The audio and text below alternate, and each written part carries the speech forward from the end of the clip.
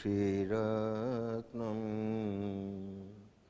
शब्दजितवरात्मजम् श्रीराजचन्द्रमहं वन्दे तत्त्वलोचनदायकं प्रभुतत्त्वलोचनदायकम् अरहन्तो भगवन्त इन्द्रमहिता सिद्धाश्च सिद्धिस्थिता आचार्य जिन्शासनो नतिकरा पूज्या उपाध्यायका श्री सिद्धान्त सुपाठका मुनिवरा रत्नत्रया राधिका पञ्चैते परमेष्टिनं प्रतिदिनं कुर्वन्तु वो मङ्गलं कुर्वन्तु वो मङ्गलम् केवल करुणामूर्ति छो दीनबन्धु दीनानां पापी परमयनाथ छो ग्रहो प्रभुजी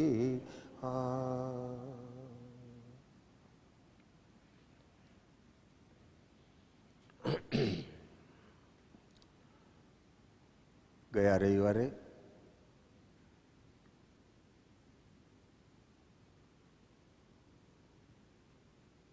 જે બંધાણો છે, જે બંધ દશામાં છે, એને છોડવા માટે કોણ બંધ દશામાં છે? આત્મા. તો આત્માને છોડવા માટે આત્મા શું છે, એનું બંધારણ કેવું છે, સમૂહ શેનું છે?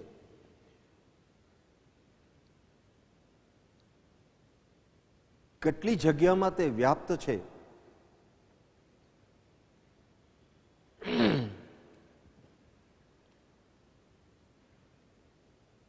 એ અત્યારે છે અને કાયમ રહેવા વાળો છે.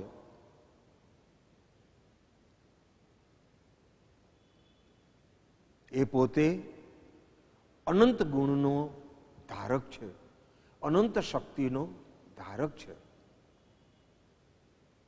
દરેક શક્તિ પરિણમનશીલ છે અને પરિણમ્યા કરે છે. એવો હું બિલકુલ શુદ્ધ છું, ચૈતન્ય સ્વરૂપ છું. મારા કારણે જગત કેવું છે એ ખબર પડે છે. એવા ભાવનો હું કરતા છું. અને વાસ્તવિક સ્વરૂપ ન સમજાય તો શુભાશુભ ભાવ કરી, વિભાવ ભાવ કરી, વિકાર ભાવ કરી અને આ આત્મા સમયે સમયે નવા કર્મનો બંધ કર્યા કરે છે, જન્મ મરણ પામે છે.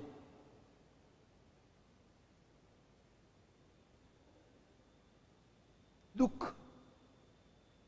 એકાંતે દુઃખ. શાસ્ત્રકારોએ એકાંતે દુઃખ કીધું છે. કોઈક વખતે ક્યાંક થોડોક શાતાનો ઉદય આવી જાય છે, પણ એ શાતા પણ ભયવાળી હોવાને કારણે એ શાતાનું શાતા રૂપે વેદન નથી થતું. એ સંકલ્પ વિકલ્પ ત્યાં પણ ચાલુ રહે છે.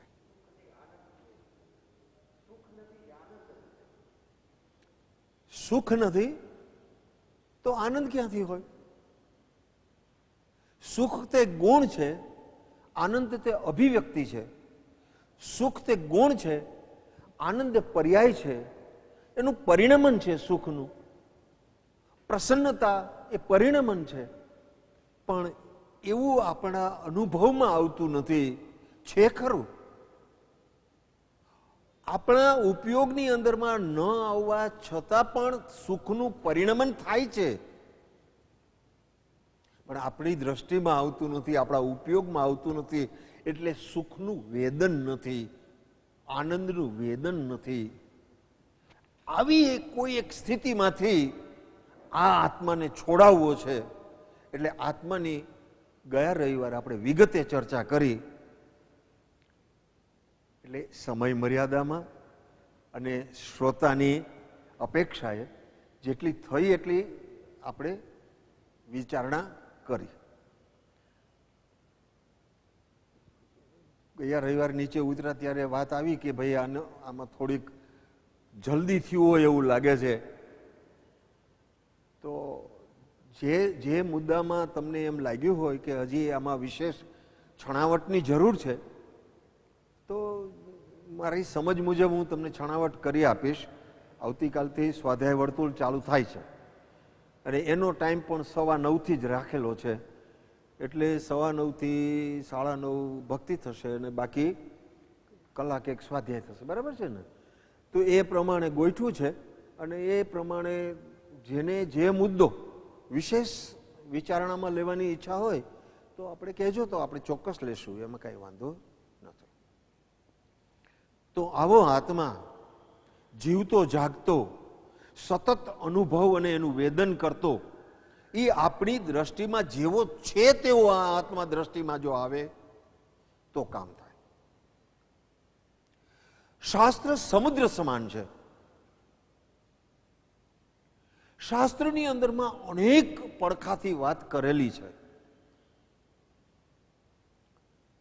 જ્ઞાની પુરુષ પરમ કૃપાળુ દેવ જેવાએ 14 પૂર્વના સારરૂપ વચનામૃતની અંદરમાં વાતો લખેલી છે.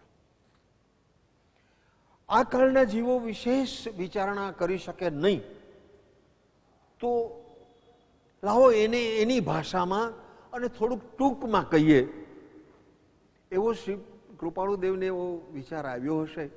એટલે ગુજરાતી ભાષામાં કાળને અનુરૂપ એમણે આપણને જે કંઈ વાત સમજાવી એ વાત વચનામૃતની અંદરમાં છે.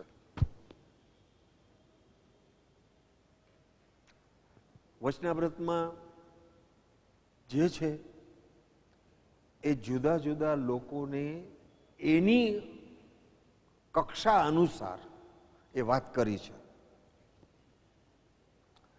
તેમ છતાં આપણે એટલા બધા હતભાગી છીએ કે વચનામૃતની વાત પણ પૂરેપૂરી સમજાતી નથી. પૂરેપૂરી સમજાતી નથી એનો અર્થ એવો હું કરું છું કે જ્યારે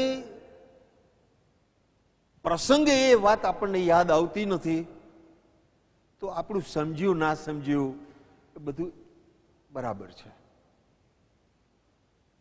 સમજાય અને પ્રસંગે એ વાત ઉત્પન્ન થાય, એ બોધ આપણા હાજર થાય અને એ પ્રસંગને આપણે જાળવી લઈએ, સમજી લઈએ, તો અવશ્ય એ વાત આપણને સમજાણી કહેવાય, એમ એક અપેક્ષાએ કહી શકાય.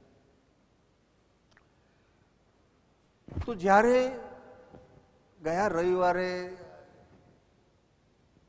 શું લેવું એવો એક વિચાર થયો હતો, ત્યારે એના આધારે પછી મનમાં એમ આવ્યું કે હાથ નોંધ 3/11 અથવા તો હાથ નોંધ 1/7 ક્રમ 7, એના આધારે કીધું જેને છોડાવો છે એની જ આપણને જો પાકે પાયે ખબર ના હોય તો ધ્યાનની અંદરમાં ચિંતન શેનું કરશું? શું કામ એ લીધો વિષય કે જો આપણને આત્મા વિશે, અને ગયા રવિવારે એ વાત મૂકી હતી, કે જેણે આત્મા જાણવો હોય એણે આત્માના પરિચય થવું, એ વાત મૂકી હતી ને. તો એ પરિચય કેળવવા માટે થઈને ગયા રવિવારે આ વાત કરી હતી. વસ્તુનું સ્વરૂપ કેવું છે જાણી તો લીધું. જ્ઞાનના ક્ષયોક્ષમ અનુસાર યાદ રહી એટલું યાદ બી રાખ્યું. તેમ છતાં આપણા કર્મના ઉદય એવા છે અને સંસારના સંગ અને પ્રસંગ એવા છે કે આપણને યાદ આવતું નથી. યાદ રાખ્યું છે. કોઈ પ્રસંગ ના હોય તો હું તમને પૂછું, તમે જવાબ આપી દો. પણ પ્રસંગ ટાણે જ્યારે ક્રોધનો નિમિત્ત મળે અને ક્રોધ ન થાય તો કામનું છે. અહંકારનું નિમિત્ત મળે, કોક 5 જણા આપણા વખાણ કરે, કોક તમને હાર પહેરાવે અને તમારી વાહ વાહ બોલાય આટલા 200 માણામાં, અને તમને અહંકાર ન થાય તો કામનું છે. નહીં તો શું કામનું? જાણીએ છીએ કે અહંકાર કરવો એ જીવનો દોષ છે, પણ થઈ જાય જ છે. એટલે આજે ગયા રવિવારના અનુસંધાનમાં આજે કોઈ કેવી એવી વાતો કરવી છે, એવા મુદ્દાઓ તમારી સમક્ષ મૂકવા છે કે જે મુદ્દાને તમે યાદ રાખો તો તમે સામાન્ય રીતે બચી જાઓ, આવું મારું માનવું છે.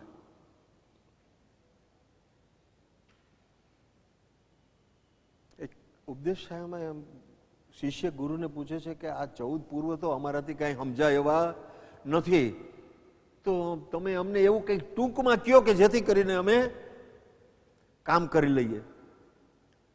ત્યારે શું કહ્યું જવાબ?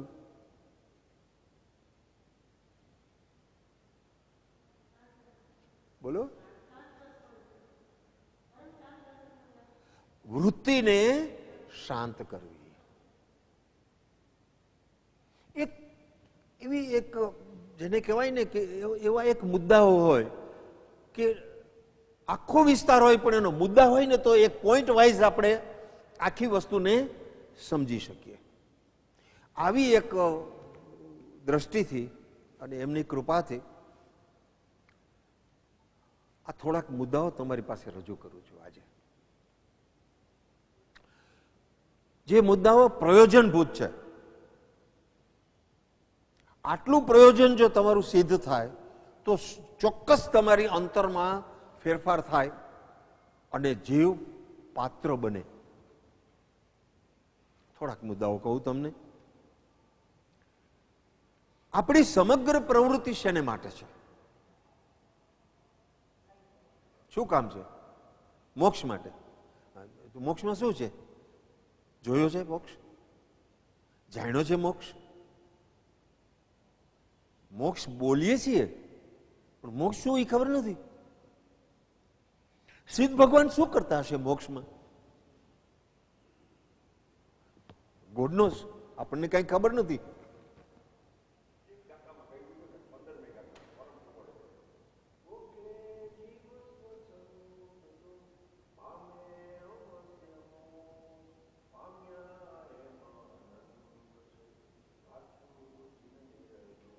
એ ગાથામાં સ્વચ્છંદ ઉપર ભાર છે. સ્વચ્છંદ ઉપર ભાર છે કે આ જીવનો દોષ છે એટલે નથી પકડાતું. મારે એમ તમને કહેવું છે કે આ જીવની સમગ્ર પ્રવૃત્તિ, પછી એ નાનામાં નાનું જંતુ હોય કે મોટામાં મોટો મદનમત હાથી હોય, ઉપોદઘાત ભાવના બોધનો, દેવ હોય કે દાનવ હોય કે મનુષ્ય હોય, ચારે ગતિના કોઈ પણ જીવની પ્રવૃત્તિ માત્ર સુખને પ્રાપ્ત કરવા માટે છે. મારે સુખ જોઈએ છીએ અને એ સુખ માટે જે અનુકૂળ સાધનો છે એ જો પુણ્ય યોગે મળી જાય તો જીવ પોતે પોતાને સુખી માને છે. પણ પુણ્ય તો ચલાયમાન છે અને એ પુણ્ય કાંઈ સતત ટકતું નથી. જ્યારે ટકતું નથી અને સુખ અનુકૂળતા એ વિલય પામે છે, ત્યારે જીવને પાછો વિભ્રમ દશામાં આવે છે. એને એમ થાય છે કે આવું સુખ હોય. સુખ કેને કહેવાય? કે જે શાશ્વત હોય, પરમેનન્ટ હોય, ઇન્દ્રિયાતીત હોય, કોઈના અવલંબન રહિત હોય, સ્વયંની સ્વાધીન સુખ હોય, એને સુખ કહેવાય. સુખ કેને કહેવાય? ઠંડીની અંદરમાં ઓઢવાનું મળી જાય, વરસાદમાં છત્રી મળી જાય, ભૂખ લાગે ત્યારે ખાવાનું મળી જાય, આને સુખ કહેવાય. અધ્યાત્મ દ્રષ્ટિની અંદરમાં એને સુખ કહેવાતું નથી. તો પત્રાંક 108 ની અંદરમાં શું કહ્યું? હે જીવ, તું ભ્રમામાં, તને હિત કહું છું. અંતરમાં સુખ છે, બહાર શોધવાથી મળશે નહીં. અનાદિકાળથી આજ દિવસ સુધી, આજે ધર્મ જાણ્યા પછી પણ આજે પણ સુખ ક્યાં ગોતીએ છીએ, અથવા કઈ વસ્તુ ઉપરમાં સુખનો આધાર આપણે ગોઠવીએ છીએ? સુખ તો જોઈએ જ છીએ, એમાં કોઈ બેમત નથી. ભગવાનનો પત્ર અનેક વાર વાંચ્યો છે, અનેક વાર રેફરન્સમાં બધાએ લીધો છે, પણ છતાં આપણી પ્રવૃત્તિ સુખને માટે ક્યાં આધારિત છે? કેના શરણે આપણે આ સુખ ગોતીએ છીએ? હજી બહારમાં જ ગોતીએ છીએ. સુખ ક્યાં છે? પહેલા બીજા વાક્યમાં શું લખ્યું?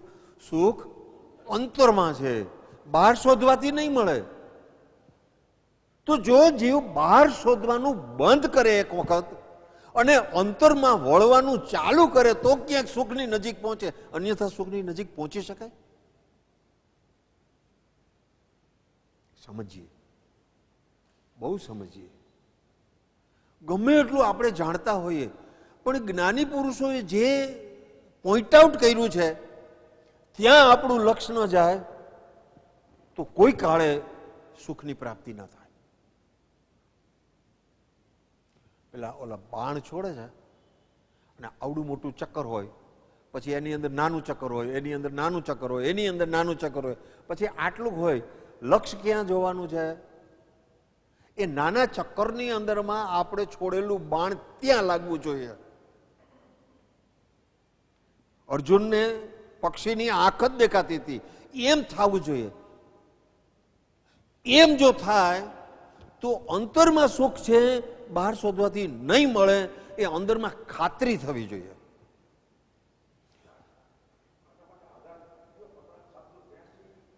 એવા તો ઘણા પત્રો છે, ઘણા પત્રો છે. અત્યારે સમય મર્યાદામાં થોડુંક બતાવી દઉં તમને, તો મારે બધા મુદ્દા તમને દઈ દેવા જ, પછી તમે જાણો.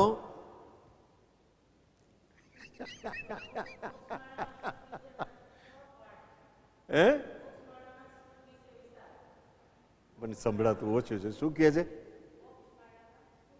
હા, મોક્ષમાળામાં સુખ વિશે વિચાર પણ છે, અને તો ઘણા પાઠ દીધા છે. હા, કહેવાનું તાત્પર્ય એ છે કે આ બધું મોક્ષમાળાના પાઠો વાંચ્યા, 783 કે જે તમે પત્ર કયો છો એ વાંચ્યો, 108 વાંચ્યો, અનેક જગ્યાએ આપણે સાંભળ્યું બી ખરું. હવે શું?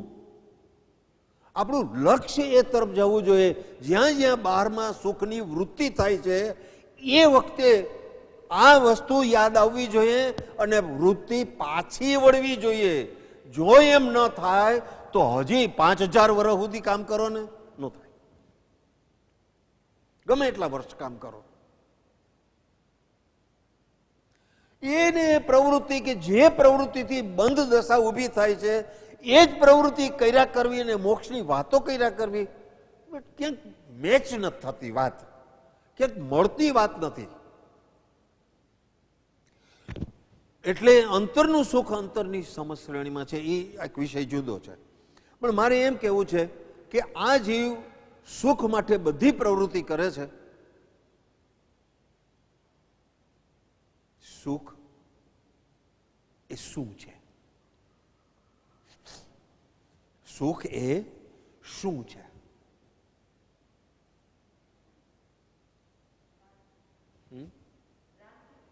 આપણે એક ઓલું આમ બે મૂકવું જોઈએ.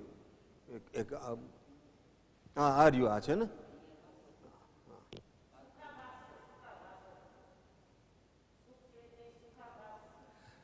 સુખ એ માઇન્ડ, સ્ટેટસ ઓફ માઇન્ડ એવું હોવું જોઈએ આપણું કે બિલકુલ શાંત અને સ્થિર હોય, કોઈ અપેક્ષા ના હોય, કોઈ ચીજની ડિમાન્ડ ના હોય, જે મળ્યું છે તેનાથી અંદરમાં એક સંતોષની લાગણી હોય, એવી કોક સ્થિતિ જે છે તે સુખ છે. અધૂરું હોય તો હોઈ શકે છે, કારણ કે અધૂરું હોય એ હોઈ શકે છે, કારણ કે મને ખબર નહોતી કે આ પ્રશ્ન હું જ કરીશ. એટલે હવે હું એ તરફ જ આવું છું. એટલે એવું જે સુખ જે છે અંદરમાં એક આપણી પોતાની જે આત્મિક અવસ્થા છે, એ અવસ્થા, એ દ્રવ્યની અંદરની અવસ્થા, અવસ્થા એટલે પર્યાય, એ સુખ ગુણની જે પર્યાય છે, એ સુખ ગુણનું જે પરિણમવું છે, એ સુખ ગુણની જે અવસ્થા છે, એ આવી અવસ્થા જો થાય તો સુખની પ્રાપ્તિ થાય. તમારે એક તો કંઈ જોઈતું નથી, તમારે કોઈ અપેક્ષા નથી, આપણે જોતું નથી, પણ તમે મને માન આપો એ મને અપેક્ષા છે, તો અપેક્ષા નથી. તમે મને આ માન આપો તોય ભલે, ના આપો તોય ભલે, હું તો આનંદમાં જ છું. પકડાય છે? હા, સુખ એ આત્માનો ગુણ છે. સુખ એ અન્ય પદાર્થનો ગુણ નથી. જે પદાર્થનો ગુણ નથી એમાંથી સુખ શોધવાની મહેનત કરીએ છીએ. સુખ ત્રણ કાળ ત્રણ લોકની અંદરમાં ક્યાંય ન મળે. દેવલોકની અંદરમાં જાઓ તો પણ પૂતગલમાંથી સુખ નહીં મળે.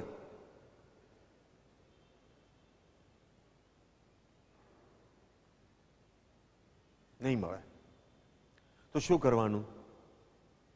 પુણ્ય ઉદય હશે તો બધી અનુકૂળતા મળશે. તો શું કરું તમારે? પુણ્ય ઉદય હોય તો અનુકૂળતા મળશે ને.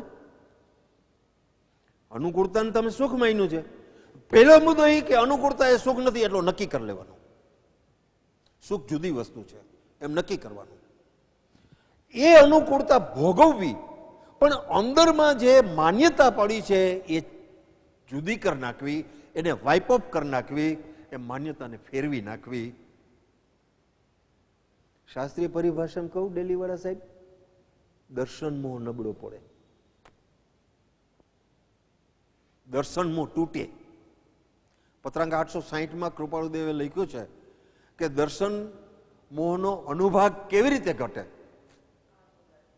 જ્ઞાની પુરુષ 3 મુદ્દા પછી લખ્યા છે એમાં. જ્ઞાની પુરુષનો નિરંતર અથવા વિશેષ સમાગમ. બીજો મુદ્દો લખ્યો છે વિતરાગ શ્રુત ચિંતવના. વિતરાગ શું વાંચના નથી લખ્યું, ચિંતવના લખ્યું છે. અને ગુણ જિજ્ઞાસા, કે આ જે ગુણ છે મારો સુખનો, એ જ ગુણ રૂપ હું છું અને મારે એ જ રૂપે રહેવું છે. તો સુખ હું હા પાડું ના પાડું ગમે કરું, પણ ગુણનું પ્રગટીકરણ થશે અને તમારું જ્ઞાન જો નિર્મળ હશે તો સુખનું વેદન થવાનું. બરાબર છે? બરાબર? ઓકે. એક વાત આવું અંદરમાં નક્કી કરો એટલે શું પરિણામ આવે? એક તો બહારની પ્રવૃત્તિ સીમિત થઈ જાય. બહારની પ્રવૃત્તિ ઉદય અનુસાર થાય, તમારી ઈચ્છા અનુસાર ન થાય.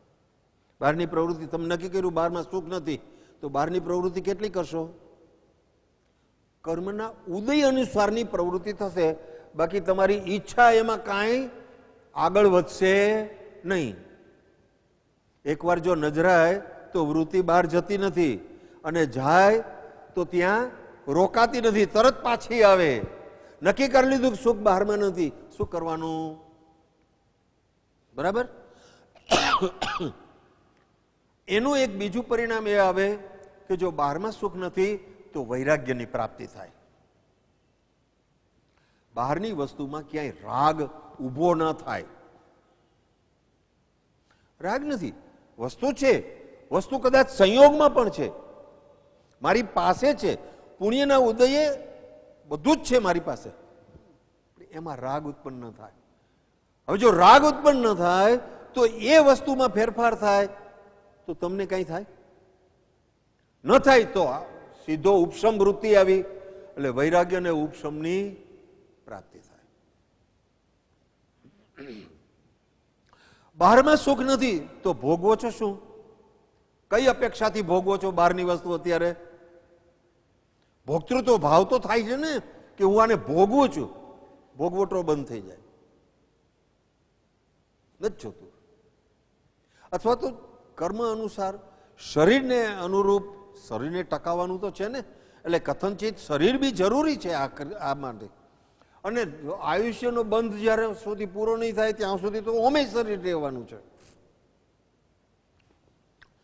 બીજો મુદ્દો. પહેલો મુદ્દો આ સુખનો મુદ્દો, એટલે ભોક્તૃત્વ ભાવ તમારો મંદ પડી જાય. હવે બીજો મુદ્દો. પહેલો મુદ્દો શું નક્કી થયો? સુખ બહારમાં નથી, સુખ અંદરમાં છે. હવે બીજો મુદ્દો. દરેક પદાર્થ સ્વતંત્ર છે કે નહીં? આમાં વહેંચ્યું છે. ફિલિંગ કેટલું? ફિલિંગ કેટલું?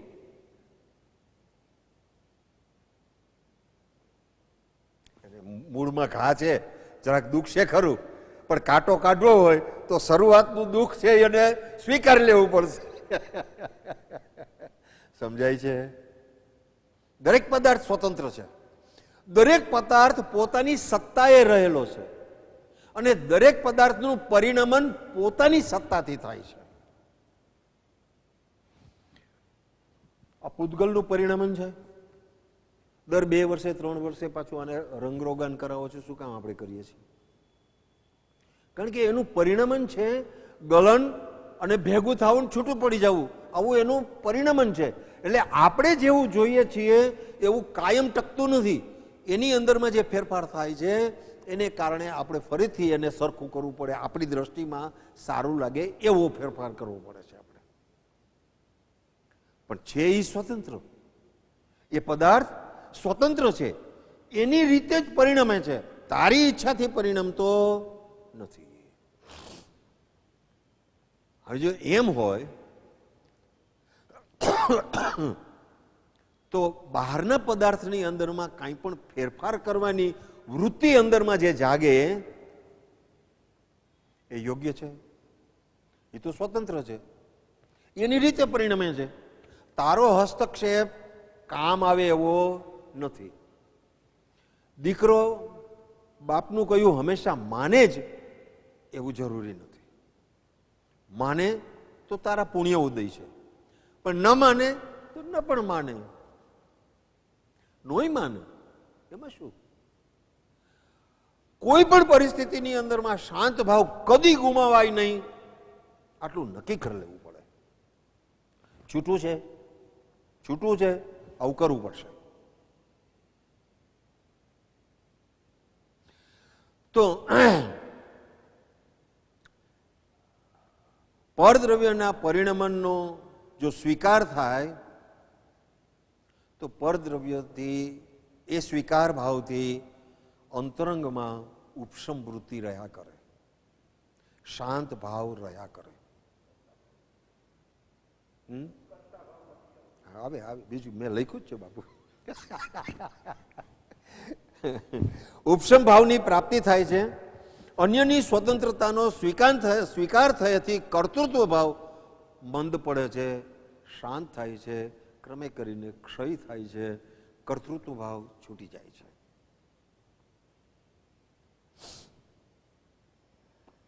કર્તૃત્વ અને ભોક્તૃત્વ એ 6 પદના પત્રની અંદરમાં ત્રીજો અને ચોથો ભાગ છે. હવે બીજો આગળ વાત કરું. દરેક દ્રવ્ય પરિપૂર્ણ છે.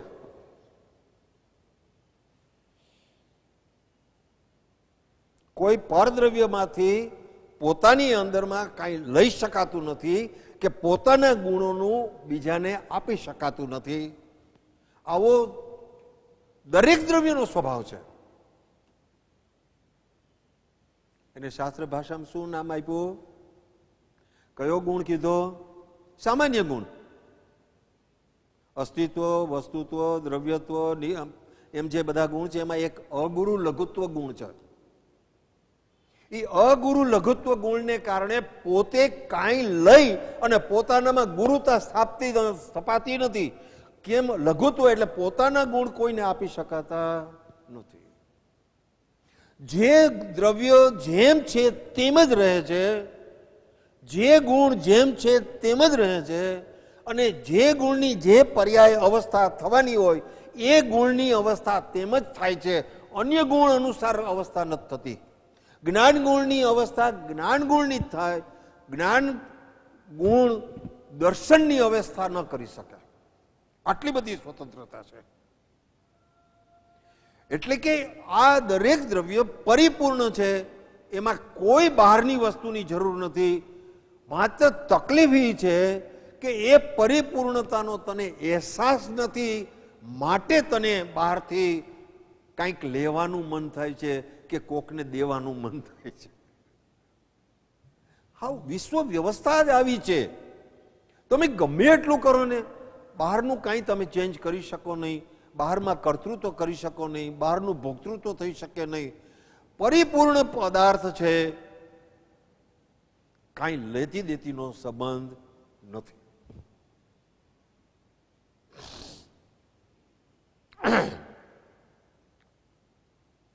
અંદર શું પરિણામ આવે? જો દ્રવ્ય પરિપૂર્ણ છે એમ માનો તો સંતોષ આવી જાય. બરાબર છે, જે છે એ બરાબર છે, કંઈ જોતું જ નથી. તમે એક એક્સપેરિમેન્ટ કરો. તમે એમ કહો, ભલે આ તો પરિણમવાને થોડી વાર હોય, પણ એક સામાન્ય, મારે કાંઈ જોતું નથી, તો શું થાય? મને નથી જોતું કાંઈ. બાપ બે દીકરા વચ્ચે ભાગ પાડતો હોય, એક દીકરો એમ કે મારે કાંઈ જોતું જ નથી, તો શું થાય? અંદરમાં એક સંતોષનો લાગણી હોય, મારે કાંઈ નથી જોતું, મારી પાસે ઘણું છે, મારી પાસે જે છે એ ઘણું છે, મારે બીજાનું કાંઈ જોતું નથી. તમારે જેને જેમ આપવું હોય એમ આપો. તો સંતોષ એક સેજે એનો સંતોષ થાય. બીજું, મનના સંકલ્પ વિકલ્પ શાંત થઈ જાય. પોતે પરિપૂર્ણ છે તો મનના સંકલ્પ વિકલ્પ કરવાની જરૂર નથી. ચોથો મુદ્દો, આત્મદ્રવ્યનું વાસ્તવિક સ્વરૂપ સમજાવવું જોઈએ. જે આપણે ગયા રવિવારે થોડુંક વિચાર્યું, આત્મદ્રવ્યનું વાસ્તવિક સ્વરૂપ શું, સાથે સાથે અન્ય દ્રવ્યનું પણ વાસ્તવિક સ્વરૂપ શું. આત્મસિદ્ધિની પહેલી જ ગાથા લખી પ્રભુએ, જે સ્વરૂપ સમજ્યા વિના પામ્યો દુઃખ અનંત, સમજાવ્યું તે પદનમું શ્રી સદગુરુ ભગવંત. વાસ્તવિક સ્વરૂપ શું છે મારું, કેવું છે, શું છે, એ શું કરે છે. નાનકડી વાત આત્મસિદ્ધિની અંદરમાં આવી ગઈ. તે શુભાશુભ છેદતા ઉપજે મોક્ષ સ્વભાવ. નાનકડી વાત આવી ગઈ. સમજાય તો શું બીજું કરવાની જરૂર છે? તો બીજું શું કરવાની જરૂર છે? પણ નથી સમજાતું. બૌદ્ધિક લેવલે સમજાય છે, હૃદયમાં સ્થિર થતું નથી. આ સ્થિર કરવા માટેની આ સ્વાધ્યાયની બધી પ્રવૃત્તિ છે. તો વસ્તુનું સ્વાભાવિક સ્વરૂપ સમજવાથી અનાદિકાળથી ખોટી એક માન્યતા ઊભી થઈ ગઈ અહમની, કે આ શરીર તે હું.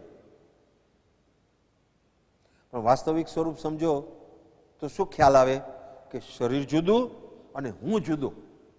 આવો ખ્યાલ આવે કે નહીં આવે? આ શરીર તે હું નથી. અનાદિકાળથી માન્યતા શું છે? શરીર તે હું. અને શરીરને લગતા જે કાંઈ સંબંધો છે એ મારા. હવે જો ખરેખર વાસ્તવિક સ્વરૂપ સમજાય તો અહમ ભાવ છૂટવા માંડે.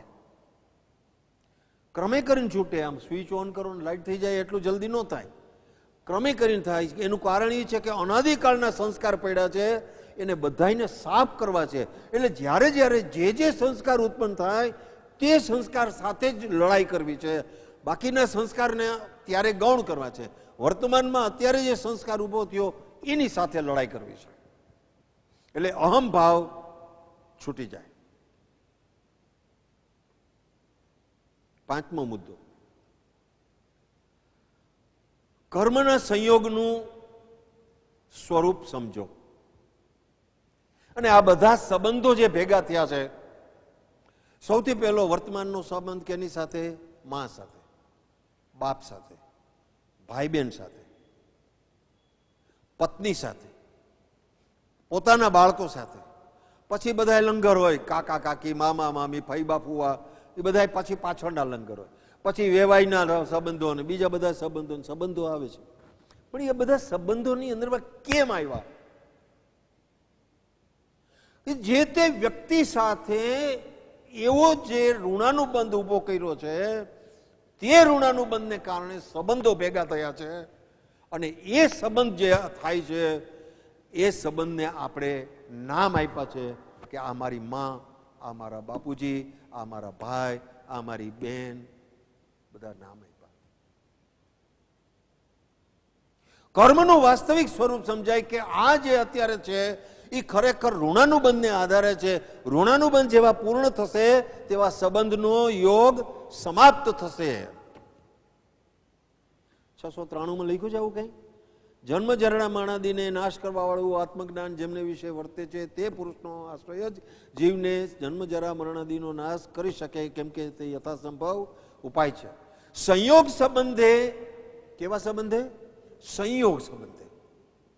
સંયોગ સંબંધે આ દેહને, આ જીવ પ્રત્યે જેટલો અહમપણાનો, માન્યતાનો જે ભાવ છે, તે સંયોગ પૂર્ણ થશે ત્યારે તેનો વિયોગ અવશ્ય થશે. છે આપણે માનીએ છીએ. હવે એને અંદરમાં એવી રીતે દ્રઢ કરવું છે, ખાતરીપૂર્વક માનવું છે. અત્યારે સમય અપેક્ષાએ જો માનીએ, સમયની અપેક્ષાએ, તો અત્યારે જે તમે સાંભળો છો અને સાંભળતાની સાથે સ્વીકારો છો, એક સમય પૂરતું સ્વીકારો છો. એ સમયનો તમારા આત્માની દશા કેવી? તમે સાંભળ્યું, તમે સ્વીકાર્યું કે વાત તો આ જ સાચી છે. એ સમય પૂરતી તમારી આત્માની દશા કેવી? સમ્યક દર્શન જેવી. પણ સમય વીતતા ટકતું નથી. એ મોકાણ છે, એ તકલીફ છે. કેમ ના ટકે? કારણ કે હજી પૂર્વના સંસ્કાર ઉદય આવે છે અને એ સંસ્કાર તમારા ઉપર પ્રભાવિત થાય છે. એટલે તમે માનેલું વાઇપ ઓફ થાય, ભૂલી જવાય, છૂટી જવાય. છૂટી છે ત્યાં સુધી વાંધો નહીં, પાછું યાદે આવે છે. છૂટે ત્યાં સુધી તો બહુ વાંધો નથી, પાછું યાદ આવી જશે. પણ એ સંસ્કાર સાથે ફરીથી પાછો પ્રગટ ન થાય, અથવા તો થાય તો એનાથી પ્રભાવિત ન થવું, આટલી વાત પાકી થઈ જવી જોઈએ. બોલો સાહેબ આત્મસિદ્ધિની ગાથા, આને અનુરૂપ આત્મસિદ્ધિની ગાથા બોલો. ચેતન જો નિજ ભાનમાં કરતા આપ સ્વભાવ, વર્તે નહીં નિજ ભાનમાં તો કરતા કર્મ પ્રભાવ. પ્રભાવ ના પડવો દો. એ સ્વરૂપ સમજશો તો જ થશે, અન્યથા નહીં થઈ શકે. પકડાય છે? તો 6 મુદ્દા પૂરા થયા. ઋણાનુબંધ પ્રાપ્ત થાય એ સંબંધો. અને બીજો સંબંધ કયો? જેને સંયોગ કહેવાય, જળનો સંયોગ. જળનો સંયોગ. સંયોગ અને સંબંધ જે છે એ કર્મને આધારિત છે. ગયા વખતે વાત કરી હતી, યાદ હોય તો. પણ સંઘનો અર્થ શું? અને એ ગયા વખતે બોલ્યો તો હું, સંઘના યોગે આ આત્મા સહજ સ્વરૂપને ભૂલ્યો છે. પત્રાંક 609 બીજો મુદ્દો એમ બોલ્યો તો, યાદ છે? સંઘ એટલે શું? એ વસ્તુઓ જળ હોય કે ચેતન હોય, એ વસ્તુ પ્રત્યે પોતાનો અહમ અને મમત્વનો ભાવ જેવો જોડાય ત્યારે એ સંબંધ સંઘના રૂપમાં પરિણમે. અને સંગ છે તો છૂટવો અઘરો છે, સંબંધ છે ત્યાં સુધી વાંધો નહીં. ઘેરે મૃત્યુ થાય તો બહુ દુઃખ થાય, પાડોશમાં મૃત્યુ થાય તો એટલું દુઃખ ના થાય. પકડવું આમ છે. તો ઋણાનુબંધ એનાથી શું થાય? મમત્વનો ભાવ છૂટી જાય. અહમ અને મમત્વ. 6 પદના પત્રમાં શું લખ્યું? અનાદિ સ્વપ્ન દશાથી ઉત્પન્ન થયેલો એવો જીવનો અહમભાવ અને મમત્વ ભાવ તે નિવૃત્ત થવાને અર્થે જ્ઞાની પુરુષોએ આ દેશના પ્રકાશી છે. તે સ્વપ્ન દશાથી રહિત માત્ર મારું સ્વરૂપ છે એમ જો જીવ પરિણામ કરે તો સહજ માત્રમાં જાગૃત થઈ સમ્યક દર્શનને પ્રાપ્ત થાય. આવું લખે છે. આ મમત્વ ભાવ, અહમ ભાવ અને મમત્વ ભાવ. સ્વરૂપને સમજો, મમત્વને છોડો. સ્વરૂપને સમજવાથી અહમ ભાવ જાય, ઋણાનુબંધ સમજવાથી મમત્વ ભાવ જાય. જેને જે તાળું ખોલવું હોય તો તાળાની જે ચાવી હોય એ કામ આવે. ગમે બીજી ચાવી લગાડો જોડામાં તો કામ નહીં આવે, તાળું નહીં ખુલે. તમે લગાડ્યા કરશો પણ પાછું કાઢી નાખશો. કેમ? તાળું નથી ખુલતું. પણ જે ભાવ કરવાથી તાળું ખુલે એ ભાવ કામનો છે પ્રભુ. આ સમજવાની જરૂર છે.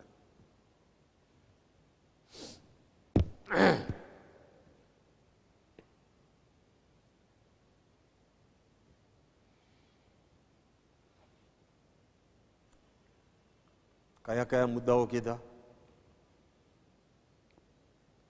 પહેલો મુદ્દો સુખનો, બીજો મુદ્દો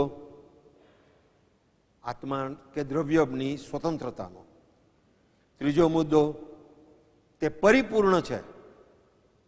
આ પરિપૂર્ણ શબ્દ 6 પદના પત્રમાં લખ્યો છે. ત્રીજો મુદ્દો પરિપૂર્ણ છે. ચોથો મુદ્દો સ્વરૂપની સમજણનો છે. પાંચમો મુદ્દો ઋણાનુબંધની સમજણનો છે. આ 5 મુદ્દા પ્રયોજનભૂત છે, સમજવા જેવા છે. ટ્રાય કરી જુઓ. જેની પ્રકૃતિ જેવી હોય એવો એને લાભ થશે. એટલીસ્ટ મને લાભ થયો છે હું તમને કહું છું. બીજું તો હું શું કહી શકું? બરાબર.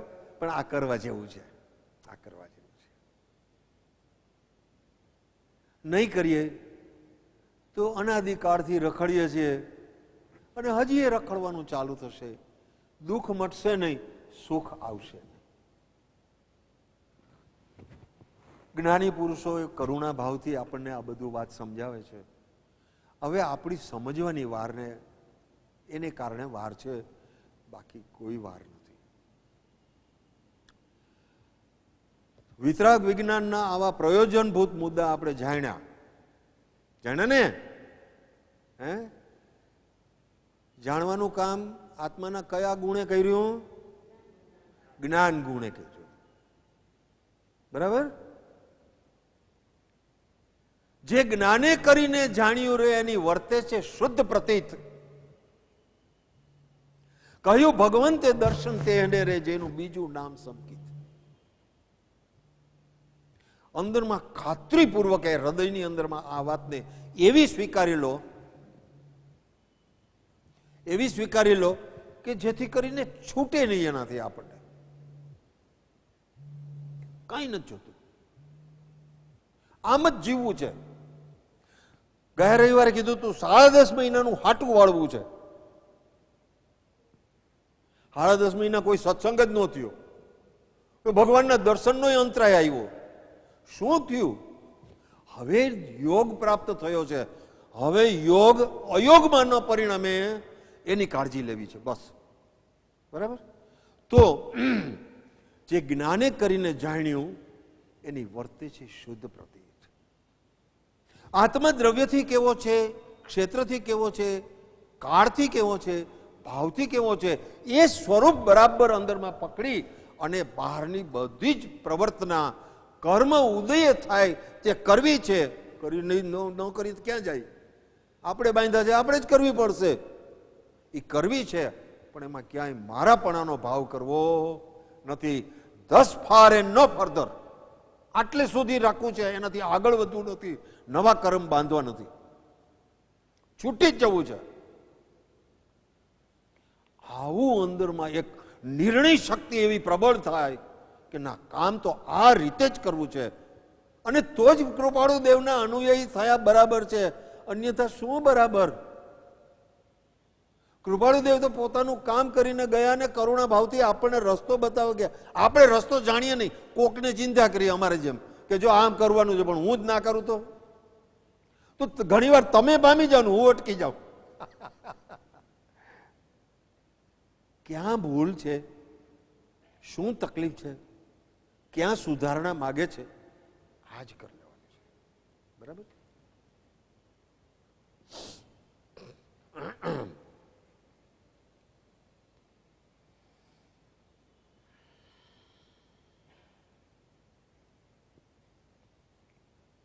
દર્શન કેને કહેવાય? દર્શનના બે અર્થ, એક જોવું, બીજી શ્રદ્ધા. તમારી સામે જોઉં ને હું મનની અંદર મેં એમ કહું કે આ, કારણ કે તમે સ્વેટર પહેર્યું છે ને એને એવો બુસ્કોટ પહેર્યો, આ કનકભાઈ છે, એ જોયું કહેવાય? ભૂલવાળું કહેવાય.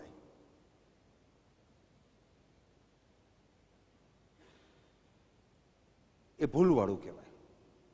શ્રદ્ધા કેને કહેવાય? શ્રદ્ધા કેને કહેવાય? જે સાંભળ્યું છે અને યાદ રાખી લીધું અને કોકને કહી દીધું, એને શ્રદ્ધા કહેવાય? તો કેને કહેવાય? જે સાંભળ્યું છે એનો અંતરમાં સ્વીકાર થાય કે ના, વાત આ જ સાચી છે, કોઈ પણ સંજોગોમાં આ વાત સાચી છે અને આમ જ જીવવું છે, એવો અંદર ખાતરીપૂર્વકનો નિર્ણય થાય, એને શ્રદ્ધા કહેવાય.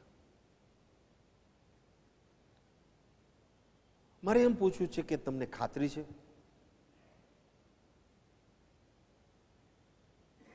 અથવા સ્વીકાર છે? તો કેવો સ્વીકાર છે? શ્રદ્ધાની વિચારણા કરીએ છીએ.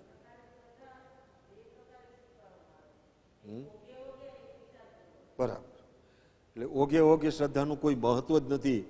એ તો એટલા માટે ઓગે ઓગે શબ્દ એટલે પ્રકાર બતાવ્યો છે કે સંસારના મેજોરિટી લોકો એને શ્રદ્ધા કીધા કરે છે, એટલે એને શ્રદ્ધા કીધી.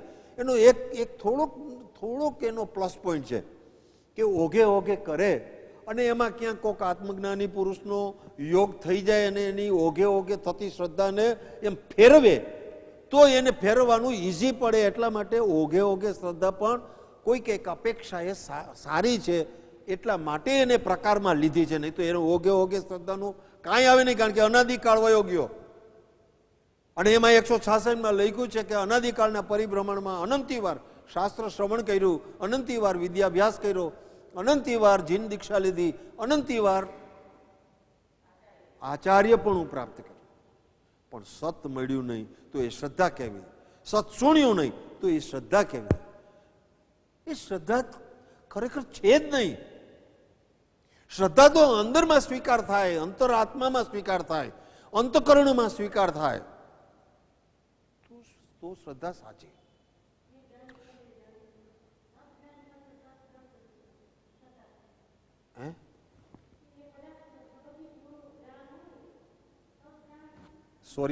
સોરી બેન નથી, હું જરાક મારા કાન નબળા પડવા માંડ્યા છે અને આમ તો હવે તો પડે જ ને, હવે કેટલા વર્ષ થઈ ગયા મને, એટલે એ તો પડે જ ને, એમાં શું છે? હવે મને 80 હું બેસી ગયું.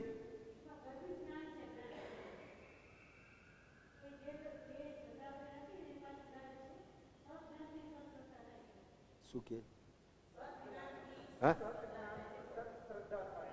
હા, સત શ્રદ્ધા થાય. સત શ્રદ્ધાની જરૂર છે, ઓગે ઓગે શ્રદ્ધાની જરૂર નથી. છે એ સારી વાત છે, આપણે હમણાં વાત કરીએ એમ, પણ સત શ્રદ્ધા એટલે એવી ખાતરી થાય કે એ ચલિત ન થાય.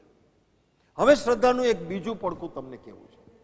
એ શ્રદ્ધા શુદ્ધ થાય. મને સોરી, હું પૂરેપૂરું નથી સાંભળી શક્યો, આઈ એમ સોરી.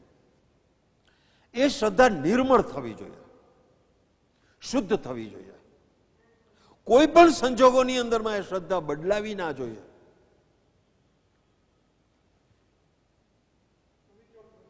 અવિચળ હોવી જોઈએ. આવી શ્રદ્ધા થવી જોઈએ.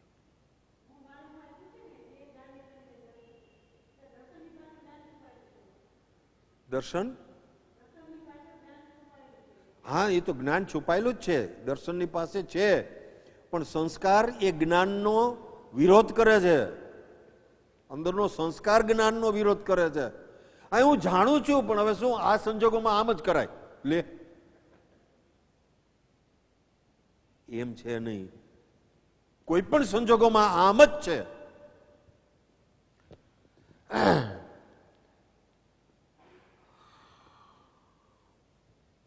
એટલે વિતરાગ વિજ્ઞાનનો સ્વીકાર, તત્વનો સ્વીકાર, વિશ્વનું સ્વરૂપ છ દ્રવ્ય રૂપ છે એનો સ્વીકાર, નવ તત્વનો સ્વીકાર, સંયોગ વિયોગ કેમ થાય છે કર્મના એનો સ્વીકાર, આત્માના છ પદનો સ્વીકાર અને કર્મ પૂતગલના વાસ્તવિક સ્વરૂપનો સ્વીકાર, આટલો સ્વીકાર અંદરમાં ભાવ થાય ત્યારે શ્રદ્ધા અવિચળ રહ્યા કરે. આગળ આટલું તો મિનિમમ અવશ્ય અને અનિવાર્યપણે સમજવું જરૂરી છે.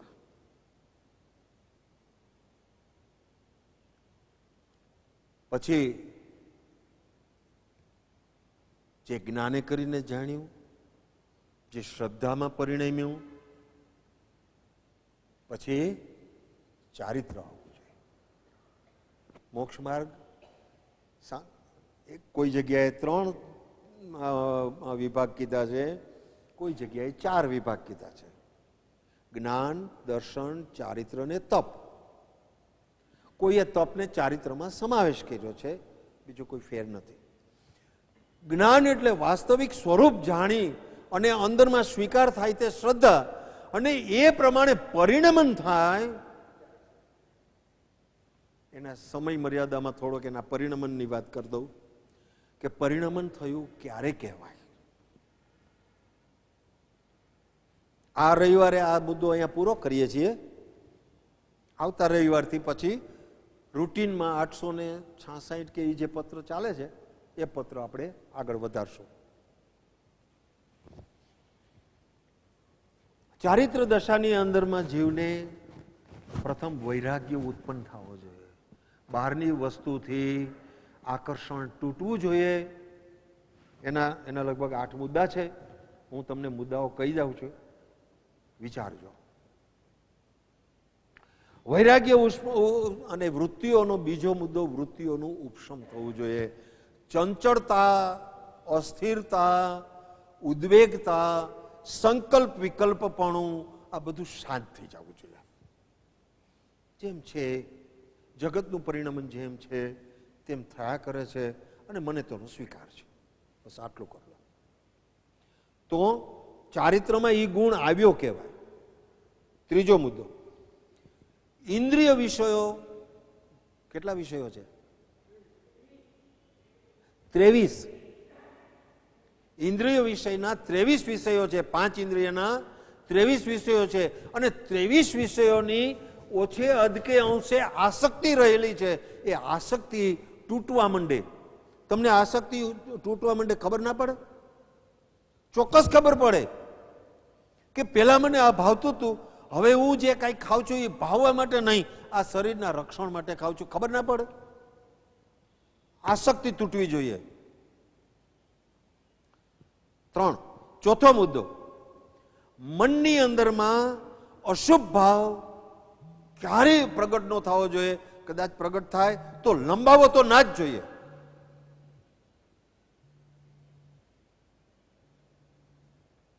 બીજો ભાવ શુભ ભાવ છે મનનો.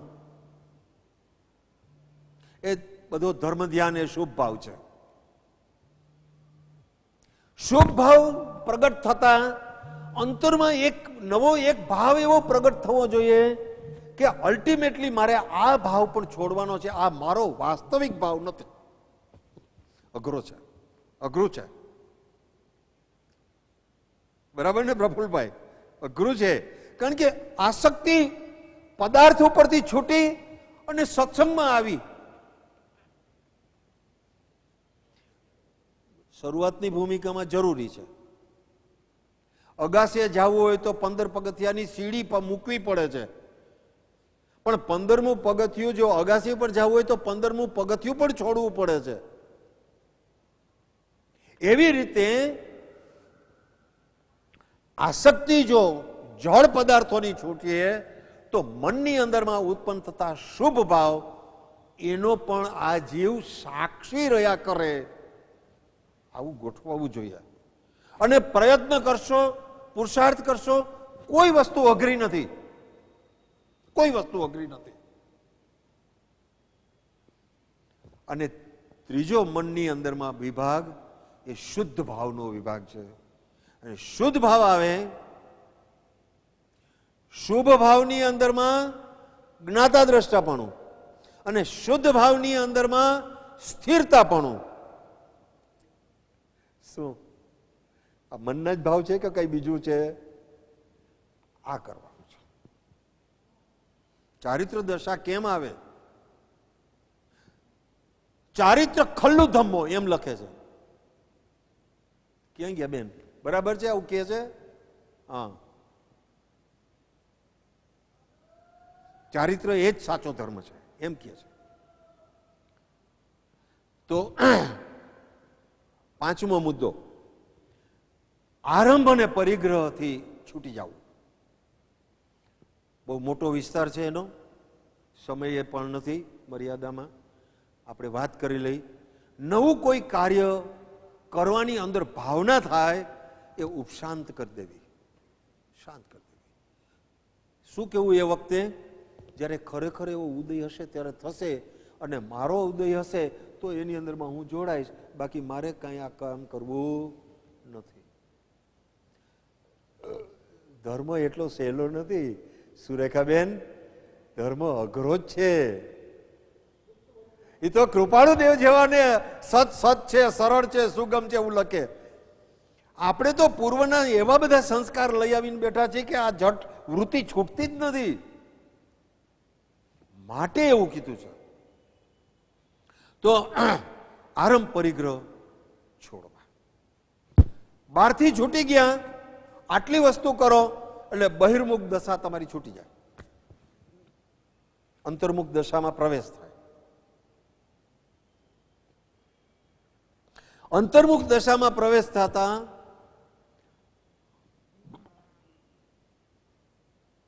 શરીરની સ્થિરતા, વાણીની સ્થિરતા, મનની સ્થિરતા, માત્ર દ્રષ્ટાભાવ, માત્ર દ્રષ્ટાભાવ.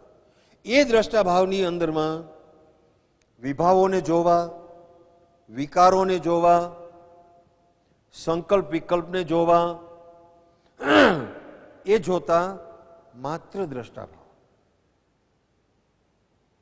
એમ જોતા જોતા કોઈ પણ પ્રકારનો પ્રતિકાર નહીં, પ્રતિભાવ નહીં, બિલકુલ શાંત ભાવે જે ફિલ્મ દેખાય છે એ ફિલ્મને જોયા કરવી, બસ એટલું જ, કંઈ કરવું નહીં. ઘણી વાર વાત થઈ ગઈ છે.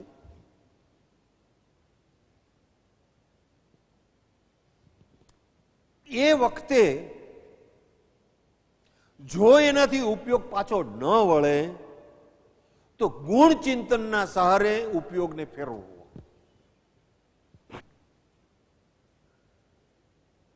ભાનુવિજયજી મહારાજ આમાં થોડા ડિફર થાય છે. તમે ભાનુવિજયજી મહારાજની અહીંયા મને ખબર નથી, ચૈતન્ય યાત્રા તમે અહીંયા વિચારી છે? નથી વિચારી ને?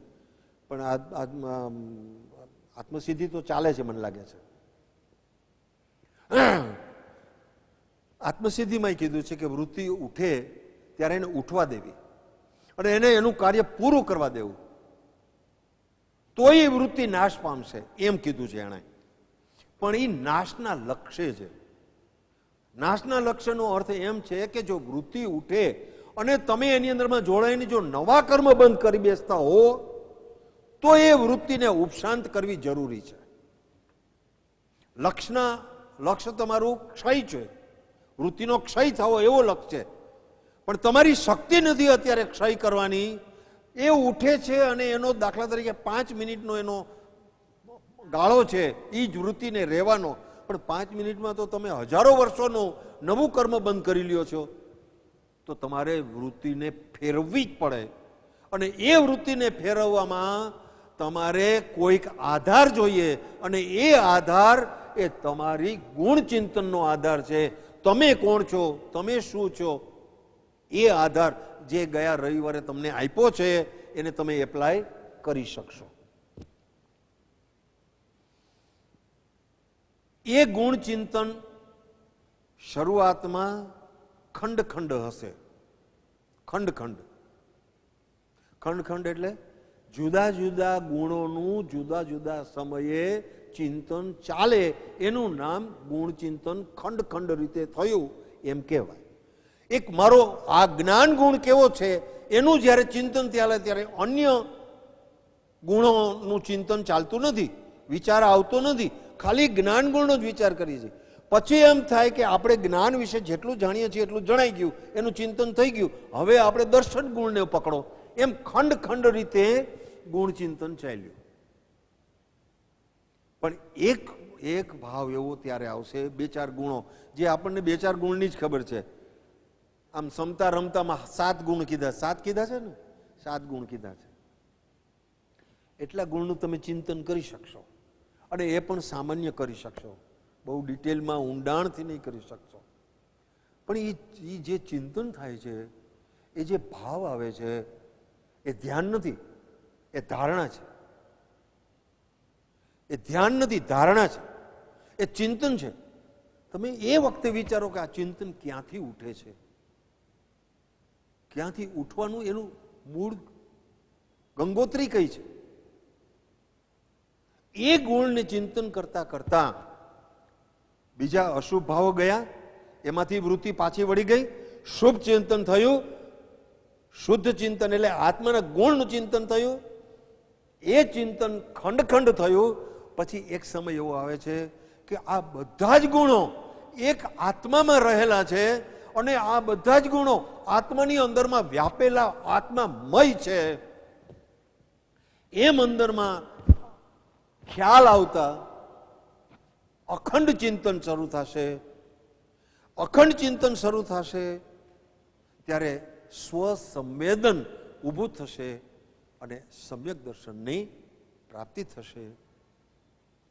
આ વાત અહીંયા વિરામ પાડું છું. સમય થઈ ગયો છે, વિશેષ અવસરે વિચારશું. ઓમ શાંતિ.